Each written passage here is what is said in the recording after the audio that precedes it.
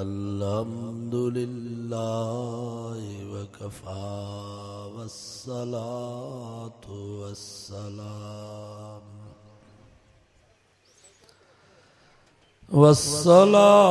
वस्सलामु अला सय्यिदिर रुसुल व खातमिल अंबिया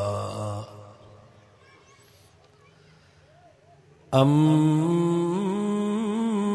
बअदु फ़अऊज़ु बिल्लाहि मिनश शैतानिर रजीम बिस्मिल्लाहिर रहमानिर रहीम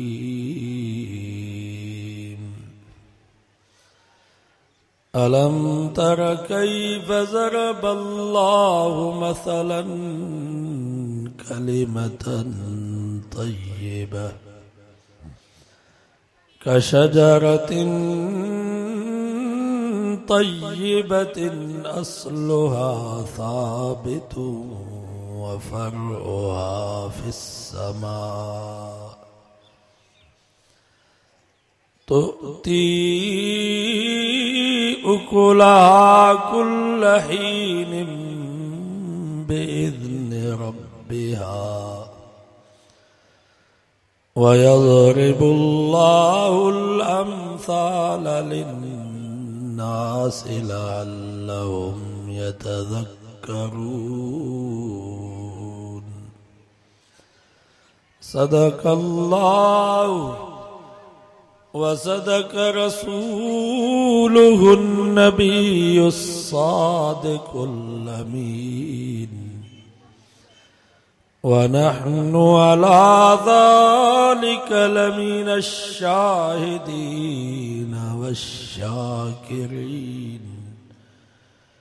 वल्हम्दुलिल्लाहि रब्बिल आलमीन। दुरूद शरीफ पर बुलंद आवाज़ अल्लाहुम्मा सल्लि अला मुहम्मदिन व अला आलि मुहम्मद कमा सल्लैता अला इब्राहीम व अला आलि इब्राहीम इन्नका हमीदुम मजीद। अल्लाहुम्मा बारिक अला मुहम्मदिन व अला आलि मुहम्मद कमा बारकता अला इब्राहीम व अला आलि इब्राहीम इन्नका हमीदुम मजीद। कुरान मजीद जी यह मजलिस एडी बरकत वारी आहे जो हदीस पाक में अचे थो जेको इरादत न अची वेहे थो उनखे त माफ़ी आहे, पर फ़रिश्ता चवनि था या अल्लाह हिकिड़े मुसलमान जो कुरान मजीद ॿुधण जो इरादो कोन हो, असुल हुन जो कमु हुयो ॿिए हमराह में, उहो रईस विच जलसे में वेठो हो, पोइ हिन चयो त इहो उथे त हिनखे कमु चवां, पोइ वीचारो हुन जे करे मजबूर थी वेही रहियो, क़ुरान ॿुधण जो इरादो कोन हुअसि। इन जो छा थींदो, इनखे बि माफ़ी मिलंदी? रफ़मतहुम क़ौमुन ला यश्क़ा जलीसुहुम, हीअ मजलिस ही माण्हू एॾा बरकत वारा आहिनि जो हिते जेको इरादत न अची वेठो उनखे त माफ़ी आहे, पर जेको मजबूर थी अची वेठो उनखे बि माफ़ी। मां त वाइज़नि में चवंदो आहियां जेको मानीअ जे इरादे सां आयो उनखे बि माफ़ी मिली। वाइज़ ॿुधण जो इरादो कोन अथसि, पर ख़बर अथसि त उस्ताद अब्दुल अलीम साहब जमायत जे लाइ भली मानी कई आहे, पर हाणे जेसि ताईं मानी अचे तेसि ताईं वेहां थो, इंशाअल्लाह इन जे करे बि माफ़ी मिली। जीअं अतार जे दुकान ते को अतुर ख़रीद करण जे लाइ वेंदो उनखे त ख़ुशबू ईंदी, पर अतुर ख़रीद करण जो इरादो कोन अथसि, ईअं वञी दुकान ते वेठो त उनखे बि ख़ुशबू ईंदी आहे। सो ही मजलिसूं बि ईअं ई आहिनि, दुआ कयो अल्लाह वही असांजी हाज़िरी क़बूल फरमाए। आख़िरत जे ॾींहुं रब तव्हां असांजे हिन वेहण खे असांजी निजात जो ज़रियो बनाए। 13 सिपारे सूरत इब्राहिम जूं आयत अवां जे साम्हूं तिलावत कयूं आहिनि। बस उन्हनि जी माना ही मतलब बयान करे पोइ इजाज़त वठंदासीं। दुरूद शरीफ पढ़ो बुलंद आवाज़। अल्लाहुम्मा सल्लि अला मुहम्मद व अला आलि मुहम्मद कमा सल्लैता अला इब्राहीम व अला आलि इब्राहीम इन्नका हमीदुम मजीद। फरमाए अलम तर कैफ ज़रबल्लाहु मसलन कलिमतन तय्यिबह। रब फरमायो जेको भी तव्हांजी ज़ुबान मां भलो लफ्ज़ निकतो, तव्हांजे ज़ुबान मां निकतो ला इलाहा इल्लल्लाह, तव्हांजे ज़ुबान मां निकतो सुब्हानल्लाहि व बिहम्दिही सुब्हानल्लाहिल अज़ीम। रब फरमायो जेको भी तव्हांजी ज़ुबान मां भलो लफ्ज़ निकतो कशजरतिन तय्यिब, ॼण त ज़मीन में भलो वण पोखियो आहे। मिसाल हदीस में चेतो मुझे साईं सल्लल्लाहु अलैहि वसल्लम फरमायो मेराज वारी रात सतें आसमान ते बैतुल मामूर वट मुझी हजरत इब्राहिम अलैहिस्सलाम सां मुलाकात थी। इब्राहिम अलैहिस्सलाम फरमायो मुझा महबूब पंहिंजी उम्मत के मुझो न्यापो ॾिजां अल जन्नत क़ियान, जन्नत खाली प्लाट अथव। हाणे जेको तुंहिंजो उम्मती ज़मीन ते पढ़ंदो सुब्हानल्लाह व बिहम्दिही सुब्हानल्लाहिल अज़ीम, अल्लाह ताला तुझे उम्मती जे लाइ जन्नत जे उन खाली प्लाट में हिकिड़ो वण थो पोखराए जो 500 साल भले घोड़े खे उन वण जे थुड़ जे भरिसां बीहारे करे डुकायो, पर उन वण जे लाम जी छांव कान घुटंदी। असांजा हज़रत साईं बेर वारा रहमतुल्लाह अलैहि, अल्लाह उन्हनि जी क़बर ते किरोड़ा रहमत नाज़िल फरमाए।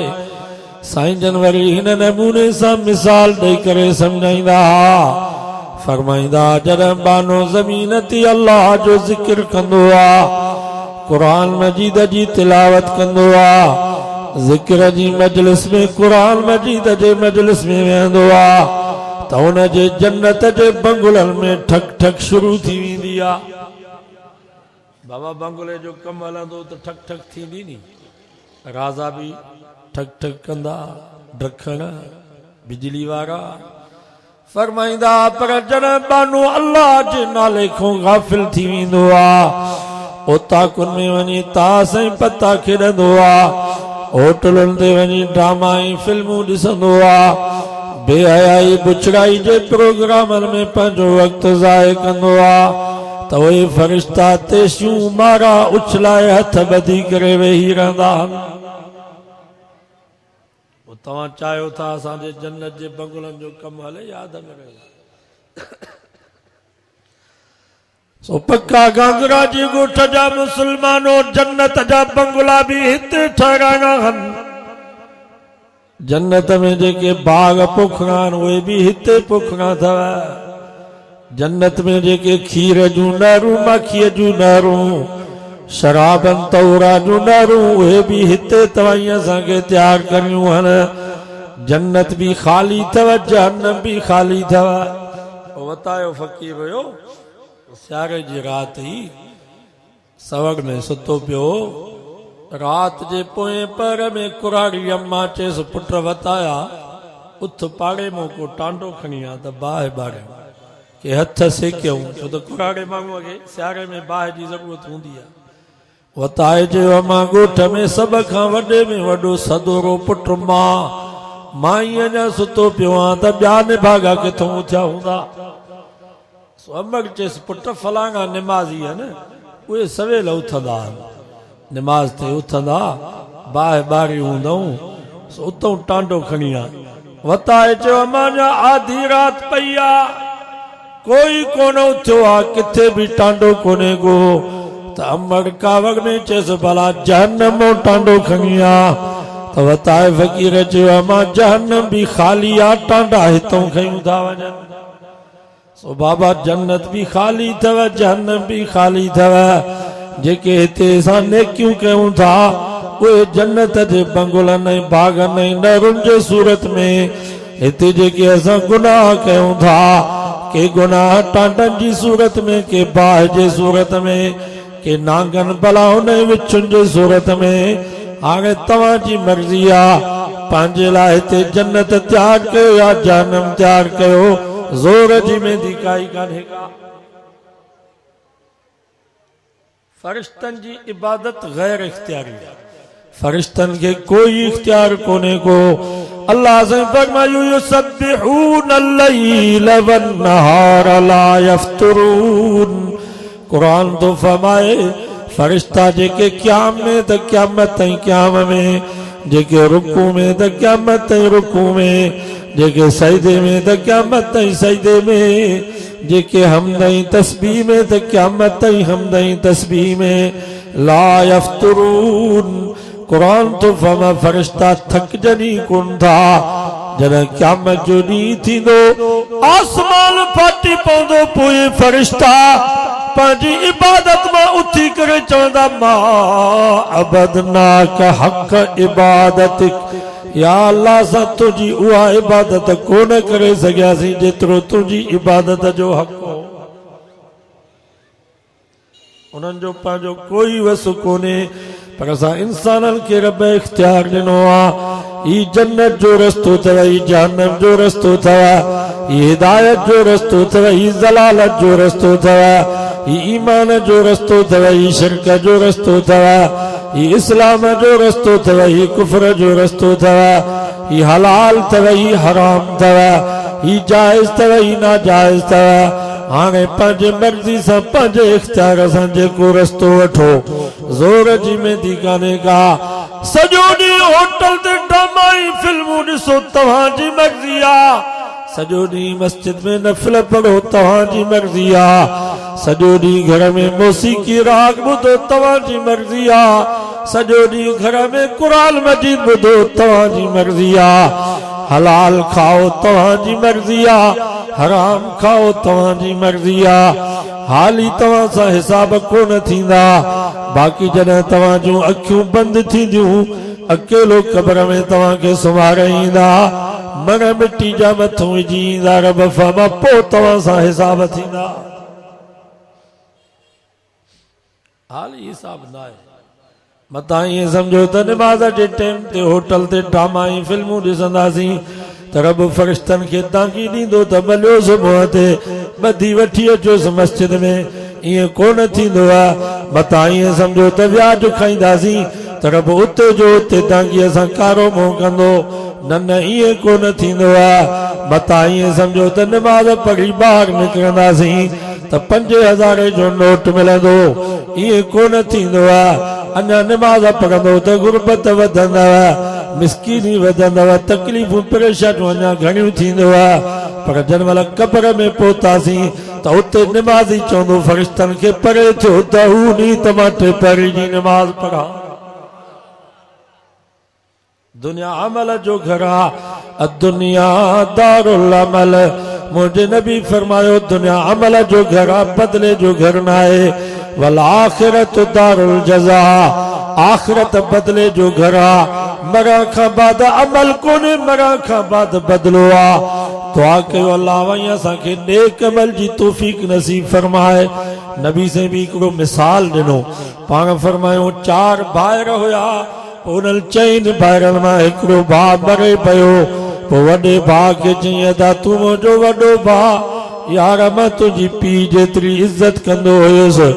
अॼु मां मरां थो मरण खां बाद तूं मुंहिंजो कहिड़ो साथ ॾींदे वॾे भाउ चयो अदा तूं मरी वेंदे तुंहिंजे गुस्ल जो इंतज़ाम मां कंदुसि तुंहिंजे कफन जो इंतज़ाम मां कंदुसि तुझे खुशबू जो इंतजाम मां कंदुसि तोखे गुस्ल कराए कफन पाराए खुशबू लगाए कब्रिस्तान जे हवाले कंदुसि अदा ॿियो मां तुझो कहिड़ो साथ ॾियां यार मुंहिंजे वस में इहो ई आहे बस एतिरो साथ ॾींदे चई आओ बस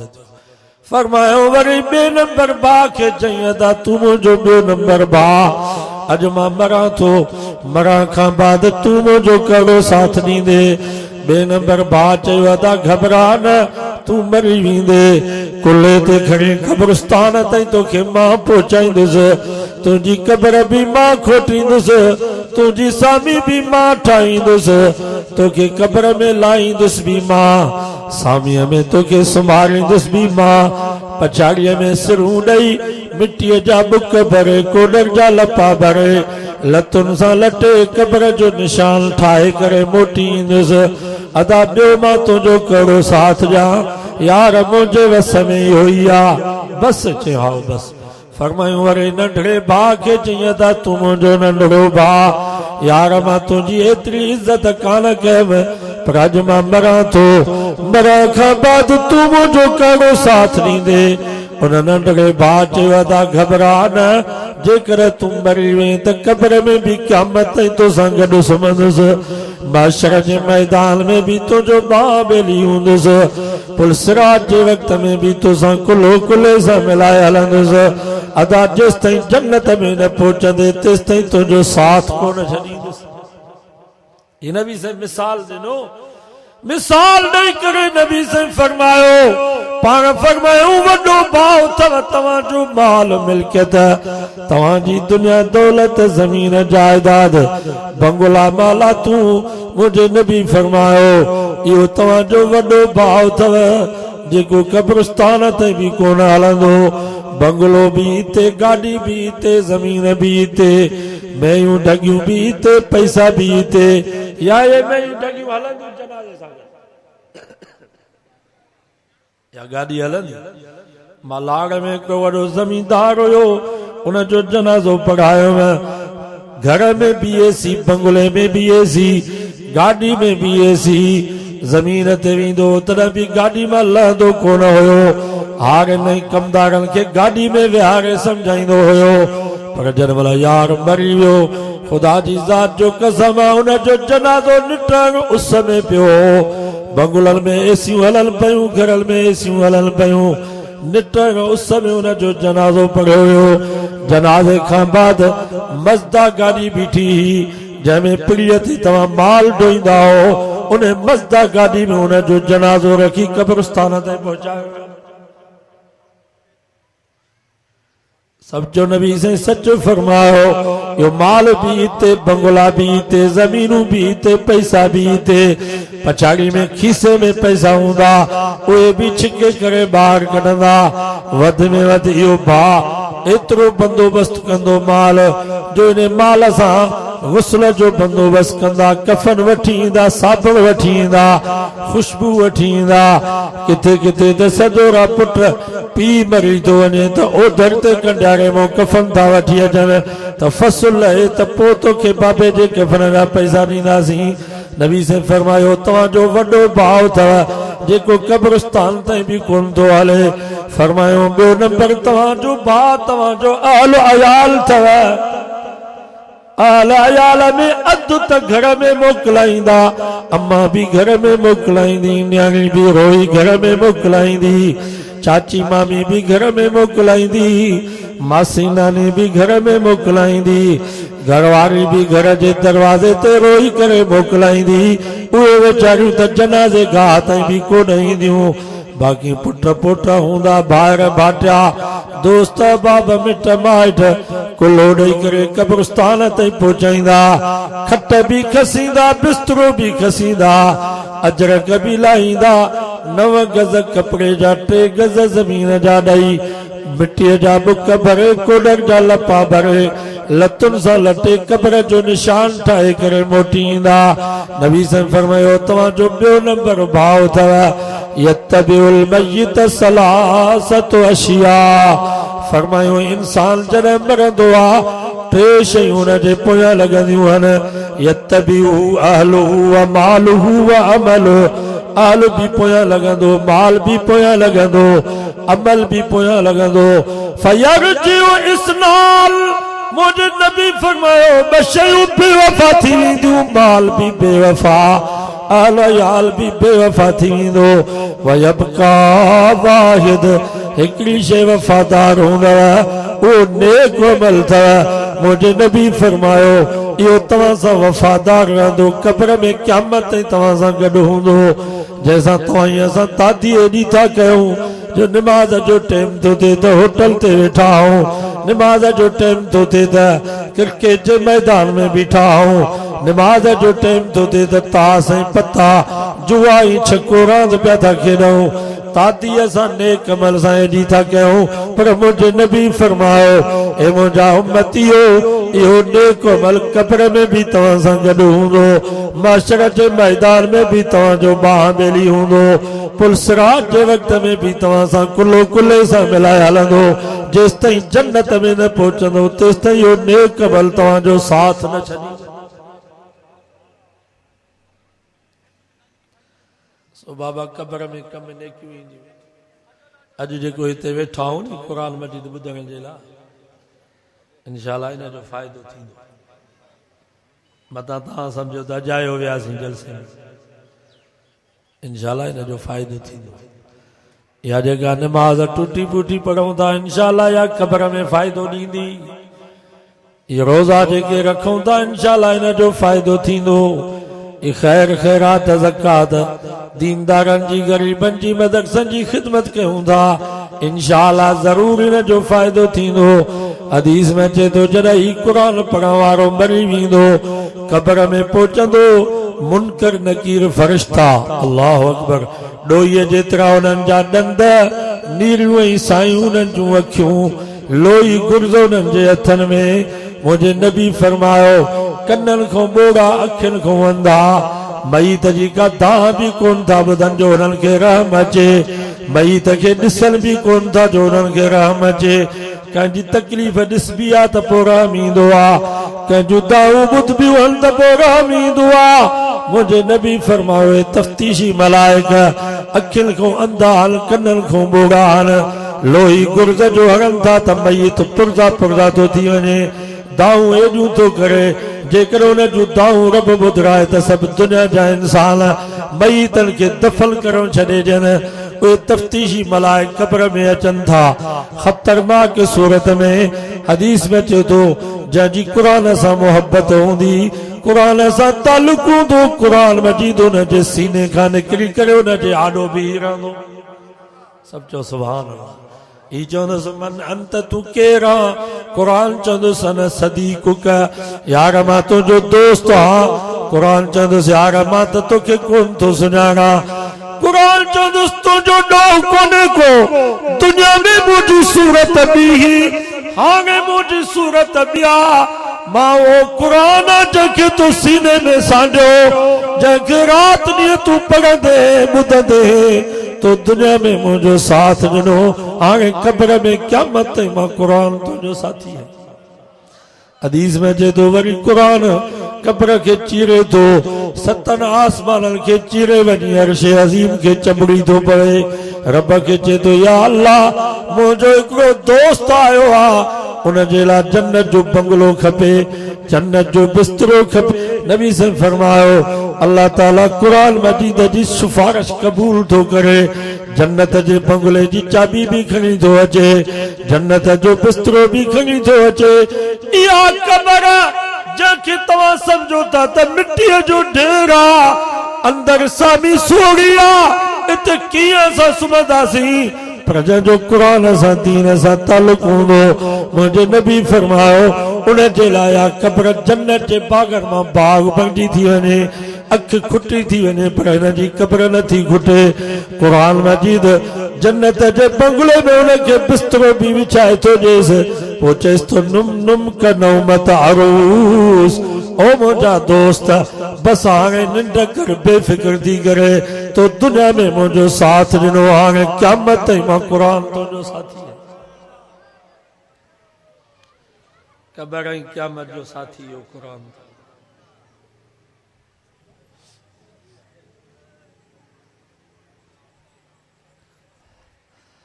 सो बाबा क़यामत वेझी आहे, तैयारी कयो। क़यामत जूं जेके निशानियूं हुयूं 17 अक्सर निशानियूं अची वई। जे हदीस में अचे तो नबी सन फरमायो क़यामत जी वॾे में वॾी निशानी अथव त इल्म दीन ख़त्म थी वेंदो। इल्म दीन ख़त्म, आलिम वेंदा त इल्म दीन हलियो वेंदो। मां तव्हां खां पुछां थो किथे पैदा थींदा हज़रत से बेर वारनि जहिड़ा जवान, किथे पैदा थींदा हज़रत से हम्मदुल्लाह आले जी रहमतुल्लाह अलैह जहिड़ा वक़्त जा सिद्दीक़, किथे पैदा थींदा हज़रत से ताज महमूद शाह अमरोटी रहमतुल्लाह अलैह जहिड़ा बुजुर्ग, किथे पैदा थींदा हज़रत से मौलाना अब्दुल लतीफ रहमतुल्लाह अलैह जहिड़ा आलिम आलिम हलिया वेंदा। असां करोड़ रुपया ख़र्च कयूं, अरबे रुपया ख़र्च कयूं, 100 साल असां मेहनत कयूं, पर हाणे अहिड़ा आलिम कोन मिलंदा। नबी से फरमायो इल्म दीन ईअं ख़त्म थी वेंदो, आलिम हलिया वेंदा त इल्म दीन ख़त्म थी वेंदो। हाणे किथे आहिनि आलिम? ज़िले नौशहर फिरोज़ में फतवा जे लाइ भॼन था कढिया, माना किथे को फतवा वारो कोन्हे। उस्ताद इदरीस साहब जी कराची में शाबाश आहे उस्ताद ख़ैर मोहम्मद के अल्लाह से उनजे सेहत में बरकत करे। इल्म आहे ई कोन। केतिरनि जाइनि तो माण्हू असांखो मसला पुछंदा आहिनि, असां मौली सफ़र में चवनि बाबा इलाइक़े में को मुफ़्ती हुजे उते वञो, उन्हनि खां वञी मसला पुछो। चवनि साईं असांजे इलाइक़े में को जनाज़े पढ़ाइण वारो कोन्हे को, त मुफ़्ती केॾो। नबी साईं फरमायो ॿी निशानी क़यामत जी वतुअल्लिम लिग़ैर दीन, जेके दीनी इल्म पढ़ंदा सो भी दीन जे करे न दुनिया जे करे। या निशानी भी क़यामत जी अची वई। स्कूलनि कॉलेजनि में दीनियात इस्लामियात पढ़ाई थी वञे, पर उन्हनि जो मक़सद दीन कोन्हे को। उन्हनि जो मक़सद आहे दुनिया, मिड़ई डिग्री मिले, मार्कूं मिलनि। ऐं अंग्रेज़ एॾो असां मुस्लमाननि सां विढ़ियो आहे, इंग्लिश जे पर्चे में 60 मार्कूं ॾींदा, सिंधी जे पर्चे में भी 50-55 मार्कूं, रियाज़ी जे पर्चे में भी 50 मार्कूं। पर स्कूल कॉलेज में दीनियात इस्लामियात तव्हां केतिरी भी मेहनत कयो, पर वध में वध 20 खां 25 मार्कूं ॾींदा, माना दीनियात इस्लामियात जी हैसियत ई कान्हे का। सही तो चवां या ग़लति तो चवां?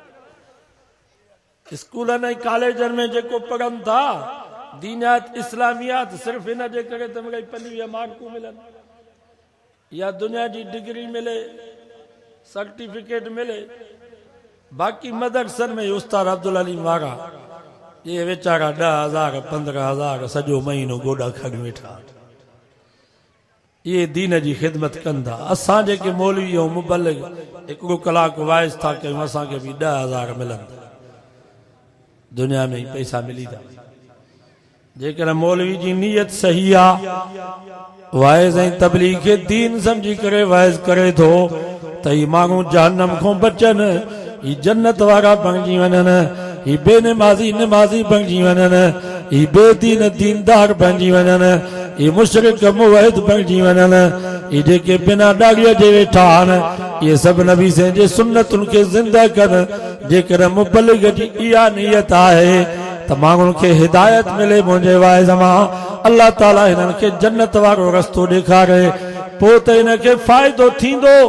दुनिया में भी आख़िरत में भी। पर जेकर मुबल्लिग जी नियत है त मूंखे पंहिंजी फीस मिले, मूंखे पंहिंजो किरायो मिले, बाक़ी अवाम हुजांगे अल्लाह हुजांगे असांजो हुन सां वास्तो आहे ई कोन, पोइ त हिनखे फीस मिलंदी, पोइ हिन जी तबलीग दुनिया जे करे थी, दीन जे करे न थी। सही तो चवां या ग़लति तो चवां? नबी से फरमा वतुअल्लिम लिग़ैर दीन,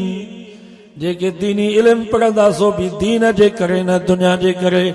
इहा निशानी भी क़यामत जी अची वई। टी निशानी यततावलून फिल बुनियाद, जगह न बंगुलनि में एक ॿिए सां फ़ख़ुर कंदा। बाबा हिकिड़ो माण्हू जगह ठहराए थो, बंगलो ठहराए थो, ठीकु आहे,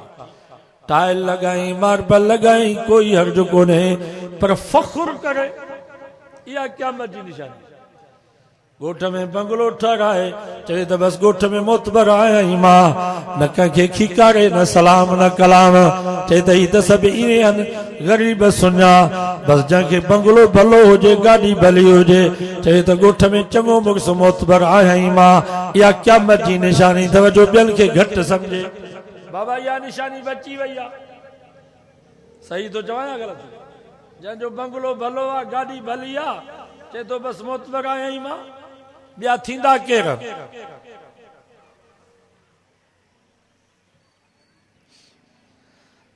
फरमायो व ज़कात मग़रमा ज़कात खे चटी सम्झंदा या बि क़यामत जी निशानी अथव कमायूं असां ॾियूं वरी मुल्हनि खे लोड़ियूं असां ॾियूं वरी इन्हनि खे त कारुनि ते घुमनि मां तव्हां खां पुछां थो रजब जो सॼो महीनो गुज़री वियो ज़कात जो महीनो हिते जेकर मां कंहिंखां पुछा कयां त कंहिं ज़कात ॾिनी आहे त सभु चवंदा त साईं असां वठण वारा आहियूं ॾियण वारा सॼो रजब जो महीनो गुज़री वियो कंहिं सही नमूने सां ज़कात कढी इहा निशानी बि क़यामत जी अची वई खोड़ असांजा मुस्लमान उते कंजारो बैंक में फार्म में लिखी था अचनि त मां शियो हा मता ज़कात कटजे इस्लाम तो ही हथ खयूं ॿिया अचनि इहा निशानी बि क़यामत जी अची वई अता अर्रजुल इमरातहु व अक उम्महु घरवारी जी फर्मा बरदारी कंदा अम्मा जी नाफरमानी कंदा घरवारी जी इज्जत कंदा अम्मर जी बेइज्जती कंदा घरवारी के प्यार ऐं मोहब्बत जा लक़ब ॾींदा ओ मुंहिंजी शहज़ादी ओ मुंहिंजी राणी ओ मुंहिंजी हूर अम्मा खे सॾु कंदा ओ पोड़ी ओ कुराड़ी इहा निशानी बि क़यामत जी अची वई आहे न वादना सदी कहू वाकसा अबहू दोस्तन के वेझो कंदा पी के परे कंदा दोस्तन जी ॻाल्हि मञींदा अबे जी ॻाल्हि कोन मञींदा दोस्त ईंदो त रोड ते वञी इस्तक़बाल जे लाइ बीहंदा अबो घर में ईंदो त पुट खट तां बि कोन उथंदो त को बाबो आयो आहे हिकिड़े दरवाज़े मां अबो ईंदो ॿिए दरवाज़े मां पुट निकितो ईंदो मतां बाबो चए त पाणीअ जो कोरो भरे आहे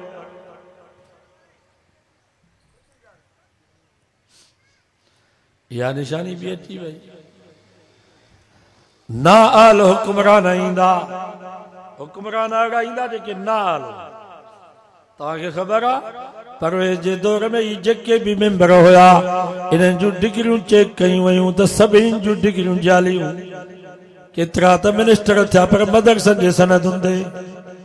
हिकिड़ो बि आल कोन्हे सभु ना आल इसमिले में वेठा आहिनि इहा बि क़यामत जी निशानी अथव अवाम जे माल खे सरकारी माल खे बैतुल माल खे ज़ाती माल समझी करे लुटाईंदा इहा बि क़यामत जी निशानी मां तव्हां खां पुछां थो हर महीने हिते यूसी में घणा लख पिया अचनि आहे को चेयरमैन कंडियारे त हर महीने में तक़रीबन 80-90 लख ईंदा आहिनि हर महीने ख़बर पए थी त इहे पैसा केॾे था 80-90 लख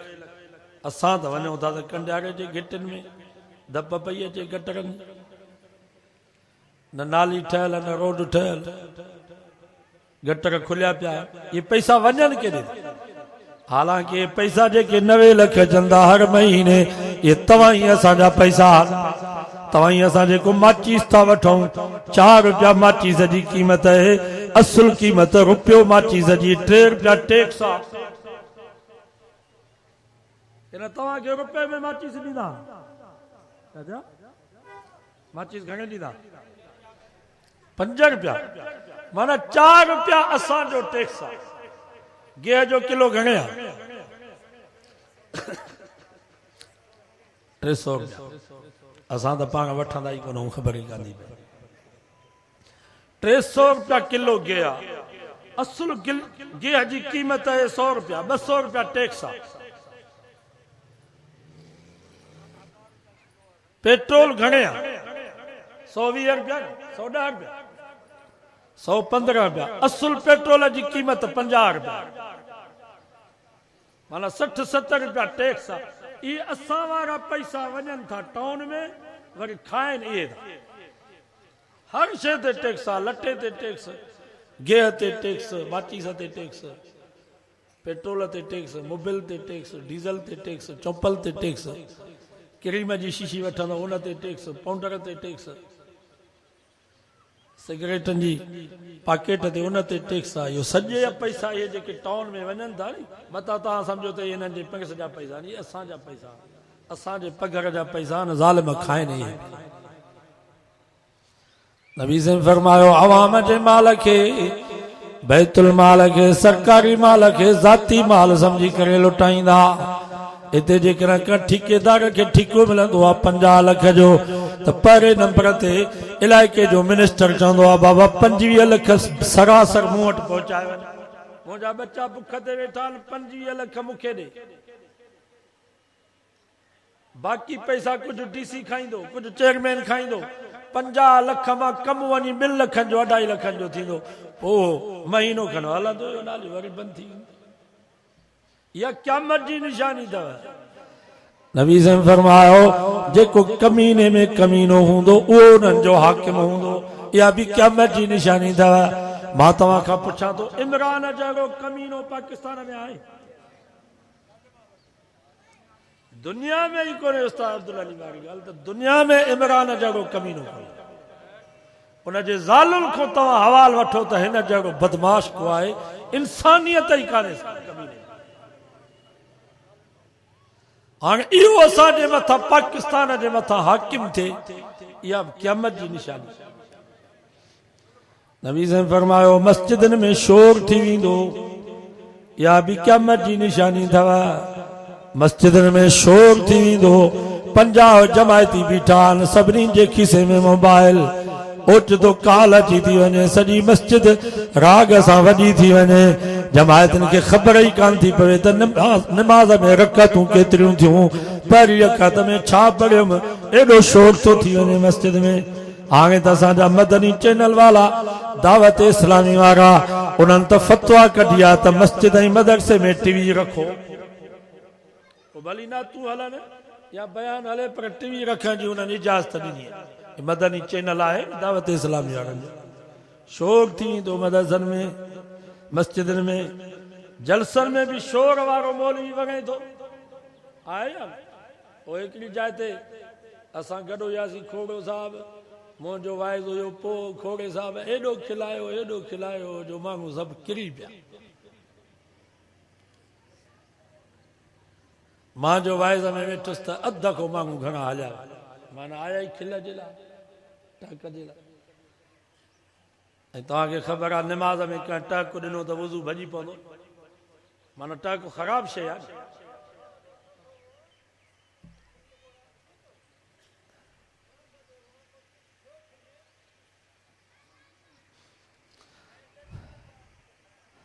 हा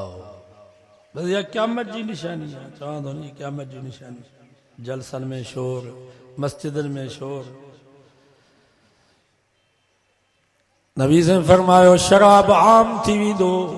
जीअं पेप्सी जी बोतल आम ईअं शराब भी आम थी वेंदो इहा बि क़यामत जी निशानी आहे हिकिड़ो वीचारो हिंदू हुयो असेंबली में उन चयो त हिंदू मज़हब में भी शराब हराम आहे मेहरबानी कयो आइन में लिखो त शराब जो विकिरो न थिए शराब ते पाबंदी पवे त सवाइ मौलवियुनि जे कंहिं बि उन जी ताईद न कई चऊं त असां शराब जेसि ताईं नथा पियूं तेसि ताईं असांखे मज़ो नथो अचे असांखे निंड नथी अचे शराब ते कीअं पाबंदी विझंदासीं शराब आम पियो हले असांजो सिंध सिक्रेट में हिकिड़ो ऑफिसर आहे चए पियो त असेंबली में जेके बि मेंबर आहिनि मायूं मर्द शराबी आहे हिकिड़ो साईं कामली शाह शराब खां पाक हुयो सो बि वीचारो वरी भंग जो शौक़ीन हुयो टे कुंडा भंग जा पीअंदो बाक़ी शराब न माना शराब आम थी इहा बि निशानी क़यामत जी अची वई मर्द औरतुनि सां मुशाबियत कंदा औरतूं मर्दनि सां मुशाबियत कंदियूं नबी से फरमाया इहा बि क़यामत जी निशानी आहे औरतुनि जा वार कटिया पिया आहिनि, मर्द वरी चोटियूं पिया छॾाइनि। आहे या न? शहर में ॾिसो चोटियूं लॻियूं पयूं आहिनि मर्दनि, पोयां जो नज़र कर त ॼण माई पई थी। अल्लाह जे नबी फरमायो पंहिंजी सलवार पंहिंजी गोॾ बेडीअ खां मथे कयो, तव्हांजी बेडी जीअं ज़ाहिर थिए।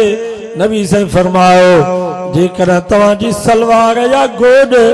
बेडीअ खां हेठि हूंदी, क़यामत जे ॾींहुं अल्लाह रहमत जी निगाह सां न निहारींदो।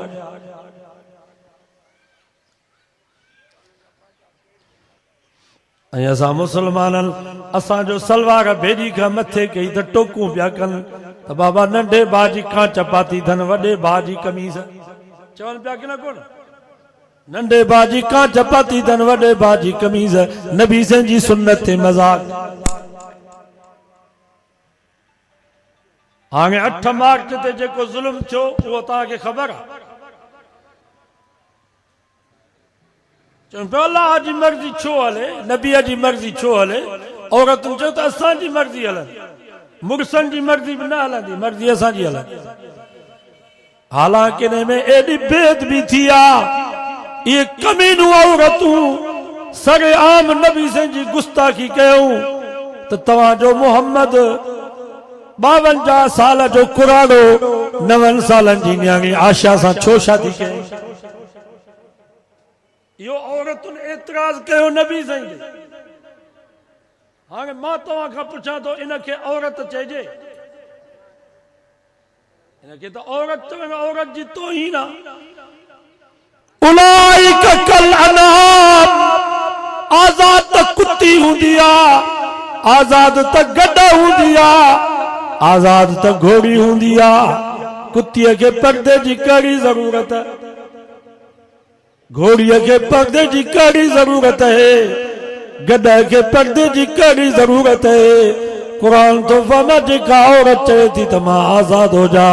न मूंखे पर्दे जी ज़रूरत, न अल्लाह जे रसूल जे हुक्म जे पाबंदी जी मूंखे ज़रूरत है। इहा कुते नहीं घोड़नि जे कतार में नहीं बीठी, इनखे औरत चवण औरत जी तौहीन है। असां त कोलिन जूं मायूं भीलनि जूं मायूं ॾिठियूं आहिनि, जेकर गुज़र थींदो आहे त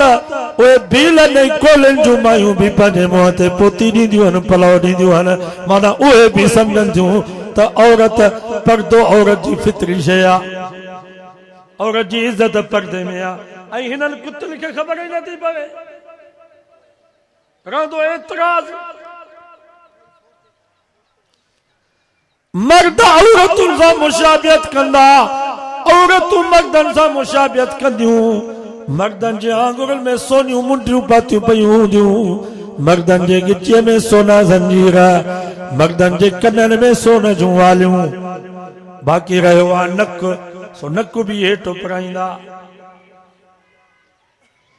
मर्दनि जा पाचा ॾिसो त 2 फुटनि जेतिरा ज़मीन खे ॿुहारी ॾींदा ईंदा। औरतुनि जा पाचा वरी 2 आंगुरनि जेतिरा, पेर बि ज़ाहिर, फेडी बि ज़ाहिर, त पिनी बि ज़ाहिर पई थिए। अल्लाह जे नबी सच फरमायो, या क़यामत जी निशानी आहे। मर्द औरतुनि सां मुशाबियत कंदा, औरतूं मर्दनि सां मुशाबियत कंदियूं। हाणे त असां त नात ख़्वान जेके अल्लाह जे रसूल जी तारीफ़ था कनि, उन्हनि जो लिबास ॾिसो, सन्नो लिबास, भर्त भरियल रंगीन लिबास। जेके भी फेसबुक में नात ख़्वान अचनि था, इन्हनि जो लिबास ॾिठो अथव? भर्त भरियल लिबास, रंगीन सन्ना कपड़ा। जंहिं माई पे थी नात चवे, हेॾो ज़ुल्म। कलाक कलाक ये मेकअप कंदा आहिनि। कराची पंजाब जा जेके नात ख़्वान आहिनि, कलाक कलाक मेकअप कंदा, करंट क्रीमूं हणंदा, कजल पाईंदा, बार बार पटको लाहे वरी आईने में ॾिसंदा। ख़लीफ़े खे चवंदा हाणे ओके हा, चवंदो साईं हाणे बिल्कुलु ओके है। ये सभु क़यामत जूं निशानियूं, वॾियूं निशानियूं त सभु अची वयूं। बेहयाई वारो राग आम थी वियो। बेहयाई वारो राग, अॻे त राग हुयो पर उन में कुझु हया हुयो। समझ पोइ राग खे जेॾे तव्हां छिकियो हिन वक़्तु आड़ो बेहयाई वारो राग थी वियो आहे जो ॿुधण वारनि खे शर्म अचे थो चवण वारनि खे शर्म अचे दुआ कयो अल्लाह रहम फरमाए बाक़ी निशानियूं बचियूं 40 अब्दाल दुनिया में रहनि था घणा अब्दाल 40 अब्दाल हदीस में अचे थो दुनिया जे कुंड कुर्श में रहंदा आहिनि पोइ अब्दाल दुआऊं घुरंदा आहिनि अल्लाह जो अज़ाब टरी वेंदो आहे हाणे सम्झ में अचे थो नबी साईं फरमायो आख़िरी ज़माने में अब्दाल भी मके हलिया वेंदा सम्झ में अचे थो त हाणे अब्दाल भी शायदि विया न हलिया जो दुआऊं ई क़बूल कोन थियूं अथनि साल थियो आहे कोरोना खे अञा ताईं कोरोना वधे पई खुटे कान पई इसारल में पापड़ जी बीमारी रोगन में अच्छी मखे मिली भगत अगर मुदायता मींह उहे अब्दाल दुआऊं घुरंदा पोइ अज़ाब टरी वेंदो हाणे अगर मुदायता मींह पिया वसनि मां तव्हां खां पुछां थो हाणे बारिश जी ज़रूरत आहे हाणे त फसल तयार आहे हाणे मौसमियात खाते वारा चवनि पिया त ॼाण बारिश आई गड़े सां इहो ख़ुदा जो अज़ाब आहे फुटीअ जो हाल तव्हां ॾिठो सारनि जो हाल तव्हां ॾिठो टमाटरनि खे गॾा बि नथा खाइनि रेट सफ़ा किरी पियो आहे या ख़ुदा जा अज़ाब आहिनि अब्दाल विया हलिया मके में दज्जाल जे अचण जूं तयारियूं हलनि पयूं तव्हांखे ख़बर आहे इसराइल में वॾी रियासत पई ठहे इसराइल फलस्तीन शाम मिस्र वॾी रियासत पिया नई रियासत पिया ठाहिनि जिथे सॼी दुनिया जा यहूदी गॾु थिया सो दज्जाल जे अचण जूं तयारियूं हलनि पयूं नबी साईं फरमायो दज्जाल ईंदो उनजी अख खां कानो हूंदो अंगूर वांगुरु उनजी अख ॿाहिरि निकितल हूंदी पाण खे अल्लाह सॾाईंदो एॾी दज्जाल खे रब ताक़त ॾींदो जो आसमान खे हुकुम कंदो मींहुं वसा त मींहुं वसी पवंदो ज़मीन खे हुकुम कंदो त पोख फुटा ज़मीन मां पोख ॿाहिरि निकिरी ईंदी क़बर ते बीह करे मयत खे चवंदो उथ त उहो मयत क़बर मां उथंदो एॾी अल्लाह ताला उन दज्जाल खे ताक़त ॾींदो इंसाननि मुस्लमाननि जे लाइ आज़माइश हूंदी इम्तिहान हूंदो 70,000 यहूदी सावन पटकनि सां उन दज्जाल सां गॾु हूंदा जेके उन जी ताईद कंदा हाणे जेकर हिते दज्जाल अची वञे ऐं अहिड़ा करतब ॾेखारे त माण्हू त सभु दज्जाल जे पोयां लॻंदा चवंदा भेणा हेॾा कारनामा थो ॾेखारे भोपन ऐं काइननि जे पोयां लॻूं था कंहिंजी चोरी थी वञे चङा भला मुस्लमान मुवाहिद ॿियनि ते मयार कान्हे का मुवाहिद ॾाढ़ी वारा चोरी थी वई या माईअ खे कंहिं जिन वरितो थोरी बीमारी में लहर पई करे त भॼंदा भोपन काइननि में भॼंदा भोपा बि अक्सर माड़े जा हिते लाखो रोड में जेको भोपो आयो अलाए भील अलाए माड़े जा हेॾे मेहरापुर में ठगी रोड सां उते जेको भोपो आहे उहो माड़े जो सभु मुस्लमान चङा भला दीनदार मुवाहिद ज़ाले मर्द उते बीठा आहिनि हदीस में अचे थो नबी से फमन अता काहिनन वसद्दकहू अल्लाह जे नबी फरमायो जेको भोपे वटि वियो काहिन वटि वियो मुंहिंजी चोरी थी वई आहे मूंखे बीमारी नथी छॾे तावीज़ पियल आहिनि मूंसां ड्रो थियल आहे मूं में बुत पियल आहे ॾिस त छा आहे मूंसां हेॾो मूंसां ज़ुल्म छो थियो आहे नबी से फरमा जेको भोपे वटि वियो वसद्दकहू ऐं उनखे सचो सम्झाई बागा वारी मस न के हणंदा किथे किथे वरी दबुली रखंदा ना पोइ मस में ॾिसंदा बाबा चोर आहे पर उनखे कारी कांच पातल अथसि हाणे साईं ॻोठ में जंहिंखे कारी कांच उहो फाथो हुन में न में पिया ॾिसनि कारी कांच पातल अथसि ॻाढ़ो रुमाल अथसि मथे सां ॿधल हाणे जंहिंजो ॻाढ़ो रुमाल उहो फाथो चोर पियो थो चोरी करे कारी कांच पातल अथसि ॻाढ़ो रुमाल पातल अथसि हाणे घर में घिड़ियो आहे ही बि चए पियो थो वाक़ई इहो कारी कांच वारो फलाणो ॻाढ़ो रुमाल बि पाईंदो मन अता काहिनन मुंहिंजे नबी फरमायो जेको भोपे वटि वियो काहिन वटि वियो ऐं उन खां वञी पुछा कई त किताब पटे ॾिस फार विझ मुंहिंजी चोरी कंहिं कई आहे मूं में तावीज़ कंहिं विधो आहे मूंसां ड्रो कंहिं कयो आहे पोइ हुन चयसि त अथई त पाड़े सिरी घर घर सां दर दर सां भित भित सां वसदकहू उनखे सचो सम्झई मुंहिंजे नबी फरमायो मां मुहम्मद इन खां बेज़ार हां इहो इस्लाम खां बेज़ार इस्लाम इन खां बेज़ार चङा भला असांजा मुस्लमान माईअ खे थोरी तकलीफ़ थी थिए त भॼंदा भोपे ॾे अॻे हूंदो कंडारे में पुनल फ़क़ीर उहो वीचारो वियो हलियो हाणे हुनजो अलाए पुटु अथसि अलाए पोइ पुनल फ़क़ीर असां तालबी ज़माने में हुन सां मिलंदा हुआसीं पोइ पुनल फ़क़ीर चयो त हिकिड़ी जाइ ते मूंखे वठी विया हुन चयो त 99% मकर आहे जिन न आहे 1% बीमारी आहे जिन विया आया बेटनि में जबलनि में उन्हनि खे रब बंदि करे छॾियो आहे कब्रिस्तान में वञी रहंदा जिथे गैराबाद इलाइक़ो हूंदो उते जिन ईंदा हिते जिथे आज़ान अचे क़ुर जी तिलावत हुजे नमाज़ हुजे हिते जिन कीअं इहो चाचो पुनल पाण पियो चए पुनल फ़क़ीर चए हिकिड़ी जाइ ते मूंखे वठी विया जिन कढण जे लाइ माईअ खे हुजे जिन माई हुजे वॾी कदावर पोइ मूंखे चवंदा हाणे अंदरि इहो जिन अथई इन सां मोह तूं ॾे मां जो अंदरि हुयुसि त माईअ खणी मूंखे दसियो सीने ते चढ़ी वेठी उहा माई घुटो पई ॾे मुंहिंजा तारा फिरी विया मूंखे चई त मूंखे कहिड़ो जिन मुंहिंजे ॿारनि खे चयो त मुंहिंजी शादी कराइनि जिन हलियो ईंदो पोइ पुनल फ़क़ीर चयो मां चयोमांसि मां सीने तूं त लहो त हुननि खे चवां नी मारी थी मूंखे पोइ मां हुननि खे चयो त बाबा हिनखे वॾो ॾेढ जिन आहे उहो चए थो तेसि ताईं हिनजी शादी न थींदी तेसि ताईं मां न छॾींदोसां चयूं साईं पोइ ॿुधाए नी असां ॿिए ॾींहं ते शादी करायूंसि वरी ज़िंदगी भर जिन न आहे चङा भला असांजा मुस्लमान इहे भॻा बीठा आहिनि आमिलनि तावीज़नि छा आहे हिननि तावीज़नि में आहे छा तावीज़नि ते हुजे हा त असां हिकिड़ो तावीज़ लिखी कुकड़ जे ॻिचीअ में ॿधी मुंडी लाहियूं हा त इमरान जी उते मुंडी लथी पई न वञो दौड़ कयो बाबा क़ुर मजीद जो नमाज़ पढ़ो इन्हनि भोपनि ॾे न वञो इन्हनि पिंडतनि ॾे न वञो इन्हनि आमिलनि ॾे न वञो ॿई जान बर्बाद थी शैतान हदीस में अचे थो घर में क़ुर जी तिलावत न हूंदी नमाज़ न हूंदी पोइ शैतान अंदरि घिरी वेंदो जिस्म जे अंदरि घिरी वेंदो आहे रत वांगुरु पोइ केॾी महिल पुठीअ में हिते हथु विझी बीहंदो पुठीअ में सूर सॼी राति फतके में सूर नथो केॾी महिल वञी घिरी हिते बाह मां वठंदो हमरा बाह मथे न पियो खणे थोरी थो खणे त सूर केॾी महिल घिरी वञी गोॾनि में बीहंदो ईअं अंदरि हलियो ईंदो आहे शैतान पोइ दवा में ख़ुशि न थींदो पोइ शैतान चवंदो बाबा डॉक्टरनि जो हाल कोन अथई हलो दरगाह ते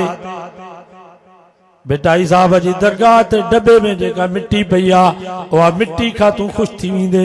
ख़बर जा पन खां तूं ख़ुशि थी वेंदे क़बर जो तवाफ़ कंदे तूं ख़ुशि थी वेंदे उते जो पहुचंदो आहे मिटी खाईंदो पोइ शैतान हथ कढंदुसि त उते जो उते ख़ुशि थींदो चवंदो बाबा अलाह में कुझु बि कोन्हे को सभु कुझु ॾे वठि ईअं ईमान खसींदो आहे शैतान कॾहिं भोपनि ॾे पंध कराईंदो कॾहिं दरगाहुनि ॾे क़बरुनि जा सजदा कराईंदो क़ुर मजीद जी तिलावत कयो दौर कयो घर में ज़य्यिनू मनाज़िलकुम बिस्सलाह व तिलावतिल क़ुरान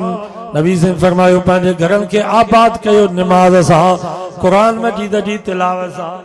हिकिड़ो अमरा हुयो पोइ न्याणीअ खे ॾिनई पैसा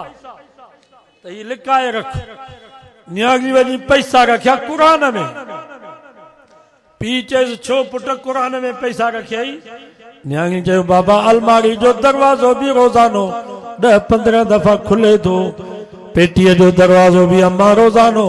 15-20 दफ़ा खोले थी पेटी में अलमारी में पैसा रखां त गुम थी वञनि हा क़ुर मजीद खे त सालनि जा साल केरु खोले ई कोन थो तंहिंजे करे क़ुर में पैसा महफ़ूज़ पिया ही हाल असां मुसलमाननि जो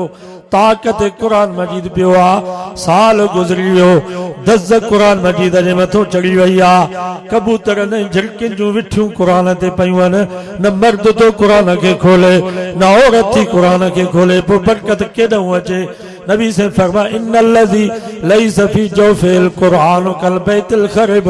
पाक फरमायो जा सीने में जा पेट में जा घर में जा औताक में जा दुकान में कुरान ना या वेरान जाए था ऐं वेरान जाए ते माण्हू पेशाब कंदो आ कज़ा आदत कंदो आ गंदगी उछलाईंदो आ वेरान जा में जिन ही शैतान अची रहंदा आहिनि। खुदा जी ज़ात जो कसम आ भली असांजे घर में टाइल लॻल हुजे मार्बल लॻल हुजे शीशे जो घर ठहियल हुजे इस तरह हणी पोचूं हणी करे सफ़ाई कयो अतर में सेटन जो छिमकार कयो पर हिते क़ुरान जी तिलावत न हूंदी नमाज़ न हूंदी हिते मलाइक कोन ईंदा हिते जिन शैतान जी सोजो अज़म कयो त पंहिंजे घरनि खे क़ुरान ऐं नमाज़ सां आबाद कंदासीं। ॿियो ख़त्मे नबूअत जो मसलो बि पियो थो हले। तव्हां ईअं असांजो अक़ीदो आहे त असांजो नबी आख़िरी नबी असांजो नबी आख़िरी नबी आहे। नबी साईं खां बाद को नबी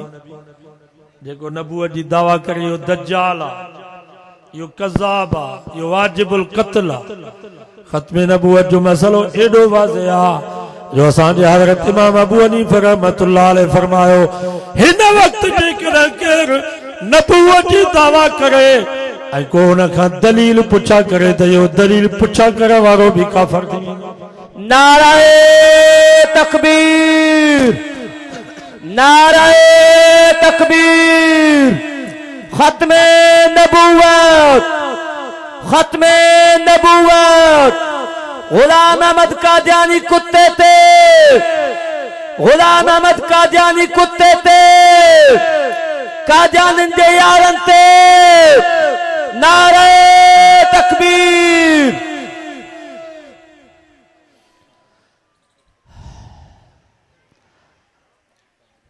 मौलाना मोहम्मद अमीन उकागवी रहमतुल्लाह अलैह वॾो आलिम हुयो मुनाज़िर इस्लाम। साईं ॿेर वारा बि उन वटि दौरो पढ़िया ठेड़ी में असां बि उन वटि पढ़ियासीं। मेहर में आयो 10-15 ॾींहं 93-94 में उन हिकिड़ो वाक़ियो लिखियो आहे त असांजे इलाइक़े में उकाड़ा में कादियानियुनि जो ॻोठु हुयो। पोइ असां उते ख़त्मे नबूअत जो जलसो रखियो। बाबा ख़त्मे नबूअत जा जलसा रखो ॻोठनि में एॾाई कमाल देरो कच्चे में ख़बर पई आहे त एॾाई कादियानी के वधी विया आहिनि। ख़त्मे नबूअत जा जलसा रखो मुसलमाननि जो ईमान बचे। पोइ जीअं असां जलसो रखियोसीं कादियानी असांखे जलसो करणु न पिया ॾियनि। ज़मींदार कादियानी आहे थाणे ते बि उन्हनि जी पई हले। पोइ मौलाना मोहम्मद अमीन फरमा उन इलाइक़े में हिकिड़ो धागेल रहंदो हो नूरो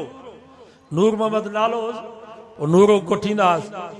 उन नूर खे चयोसीं नूरा पूरी ज़िंदगी ॾोहनि जा कम कया अथई भली हिकिड़ो सवाब जो कम बि कर। ख़त्मे नबूअत जो जलसो आहे कादियानी असांखे जलसो करणु नथा ॾियनि।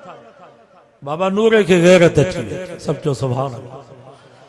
राति जो नूरो हथियार खणी वञी कादियाननि जे ॻोठ में पहुतो। ख़बरदार सुभाणे जेको मुल्लनि जो जलसो आहे ख़त्मे नबूअत जो इहो नूरे जो जलसो अथव। जेकॾहिं रुकावट बणिया हो बारो बारूद हणंदो सां जो 2 महीना तव्हांजे घर मां बाहि जो दूहो न वेंदो। वाह नूरा वाह सभु जो वाह नूरा वाह। ॾिसो त रब कीअं पियो कमु वठे धागेल तंहिंजे करे त मां वाइदनि में चवंदो आहे मौलवियुनि खे त बाबा ही जेके बिना दाढ़ीअ जे असांजे जलसनि में वेठा आहिनि वीचारा बेनमाज़ी इन्हनि खे बि हकारत जी नज़र सां न ॾिसो। खुदा जी ज़ात जो कसम आहे कॾहिं कॾहिं रब बिना दाढ़ी वारनि खां अहिड़ा कम वठंदो आहे जो मौलवी ऐं पीर बि सभु पोइ हिते रहिजी विया बिना दाढ़ी वारा वञी अॻिते पहुता। मां तव्हां खां पुछां थो इहो ख़ालिद फैसल पेशावर वारो नौजवान उनजे चेहरे ते त दाढ़ी बि कान हुई पर खुदा जी ज़ात जो कसम आहे रब अहिड़ो इन जवान खां कमु वरितो जो सभु पाकिस्तान जा मौलवी पीर हाफ़िज़ कारी मुफ़्ती पोइते रहिजी विया। हिन वक़्तु जेकॾहिं ख़ालिद फैसल हिते अची वञे त असां हुनजे हथनि खे बोसा ॾियूं। आहे या न? मां त वाइदनि में चवंदो आहियां ही जेके सिपाही वीचारा बीठा आहिनि तव्हांजी हिफ़ाज़त जे लाइ राति जो रोडनि ते बीठा आहिनि इन्हनि खे बि हकारत जी नज़र सां न ॾिसो। कॾहिं कॾहिं रब सिपाहियुनि खां अहिड़ा कम वठंदो आहे जो मौलवी पीर बि पोइते रहिजी विया। मां तव्हां खां पुछां थो इहो मुमताज़ कादरी केरु हो? सिपाही हो मुमताज कादरी कहिड़ो सिपाही हो हाँ त नबी जे इज्जत गैरत अची वस गवर्नर खे बस्ट हई जे नौकरी वञे त वञे जान वञे त वञे तू नबी जो दुश्मन आ मां तोखे न छॾी नारे तकबीर शान मोहम्मद मुस्तफा ताजो तख्त खत्म नबूवत कादियान ते शैतान कादियानियत नारे तकबीर मौलाना मोहम्मद अमीन फरमायो वॾो जलसो थी वियो ख़त्म नबूवत जो नूरे जे धमकी रंग लातो असां तकरीर कयोसीं कादियानिन जा सरेआम